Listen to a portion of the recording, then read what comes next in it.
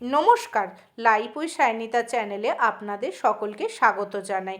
আজকে রুই মাছের পেটি দিয়ে খুব সহজ পদ্ধতিতে ধানিয়া কাটলেট বানিয়ে দেখাবো।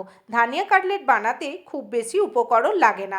সবার প্রথমে লাগে কিছুটা ধনেপাতা কুচি, 3 থেকে 4টে কাঁচা লঙ্কা একসাথে মিহি করে মিক্সিতে পেস্ট করে নিতে হবে।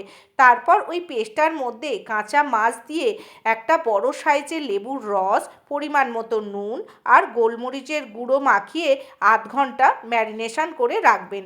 আপনাদের হাতে টাইম থাকলে 1 ঘন্টাও ম্যারিনেশন করে রাখতে পারেন। ম্যারিনেশনের পর আর একটা প্লেটে আমি কিছুটা সুজি নিয়ে নেব। সুজি নেওয়ার পর একটা একটা করে মাছ তুলে ওই সুজির মধ্যে দিয়ে মাছটা 2 পিঠ ভালো করে কোট করে কাটলেট আকারে মাছটা গড়ে নিতে হবে। সবগুলো বানানো হয়ে যাবার পর একটা গ্যাসে কড়াই বসিয়ে কড়াইয়ের মধ্যে সাদা তেল দিয়ে কাটলেটগুলো আস্তে আস্তে করে ওই তেলের মধ্যে ছেড়ে দেবেন। যখন তেলের মধ্যে কাটলেটগুলো ছাড়বেন, গ্যাসটা খুব লো হিটে রাখতে হবে, যেহেতু কাঁচা মাছ আস্তে আস্তে ভেতরটা সেদ্ধ হবে। এক পিঠ লাল হয়ে ভাজা হয়ে যাবার পর খুব হালকা হাতে আর এক পিঠ উল্টে দেবেন।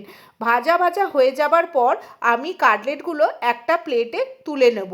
দেখুন, আমার কাটলেটগুলো খুব সুন্দর দেখতে হয়েছে। আপনারা অবশ্যই বাড়িতে বানিয়ে খাবেন। আজ এই পর্যন্ত, নেক্সট ব্লগে দেখা হচ্ছে। টাটা।